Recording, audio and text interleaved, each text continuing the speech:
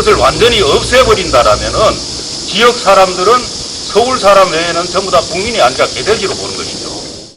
현행 공직선거법은 특가법상 뇌물 혐의와 다른 혐의를 분리 선고하도록 규정하고 있는데 하급심이 이를 어기고 한꺼번에 선고했다는 겁니다. 대법원 전원합의체의 선고는 내일 오후 2시 생중계될 예정입니다. KBS 뉴스 이지윤입니다.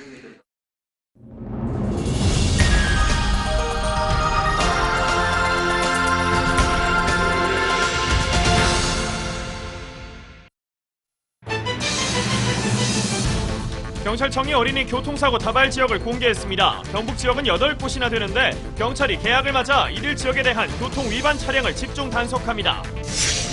오늘부터 일본의 백색 국가 배제 조치가 시행되면서 지역 경제계도 바짝 긴장하고 있습니다. 규제 품목이 대폭 확대돼 주력 산업에 타격이 우려되고 있습니다. 한일 경제 마찰 속에서도 대구에선 일본 바이오 초청 소비재 수출 상담회가 열렸습니다. 일본의 17개 업체가 참여해 지역의 업체와 상담을 벌였습니다. 여러분 안녕하십니까? 안동에서 전해드립니다. 해마다 3,000명이 넘는 어린이들이 길을 가다가 교통사고를 당해 다치거나 숨지고 있는데요. 경찰청이 어린이 교통사고 다발 지역을 공개하고 개학철을 맞아 집중 단속에 나섰습니다. 이한희 기자입니다. 안동 도심의 왕복 6차로. 이 빌딩 앞 횡단보도에서 지난 3년 사이 초등학생 3명이 교통사고를 당해 크게 다쳤습니다. 우회전하던 차량이 횡단보도를 건너는 어린이를 보지 못했거나 신호위반을 한 채 횡단보도를 건너던 어린이를 친 경우 등이었습니다. 키도 작고 그리고 돌발적으로 갑자기 이제 도로에 뛰어드는 경우가 많기 때문에 그 운전자 입장에서는 갑자기 이제 반응하기가 힘들어가지고 일어난 사고가.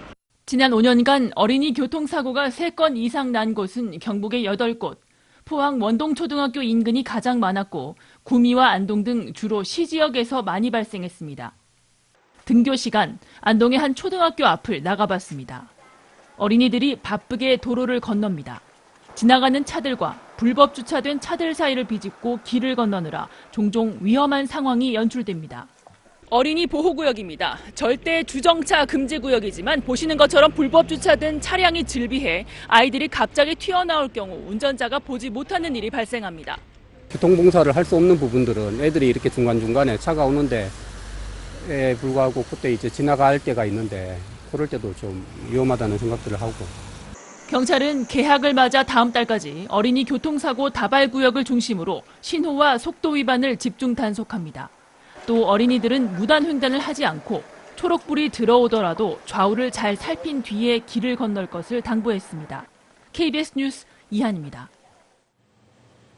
오늘부터 일본의 백색 국가 배제 조치가 시행되면서 대구 경북 경제계도 바짝 긴장하고 있습니다.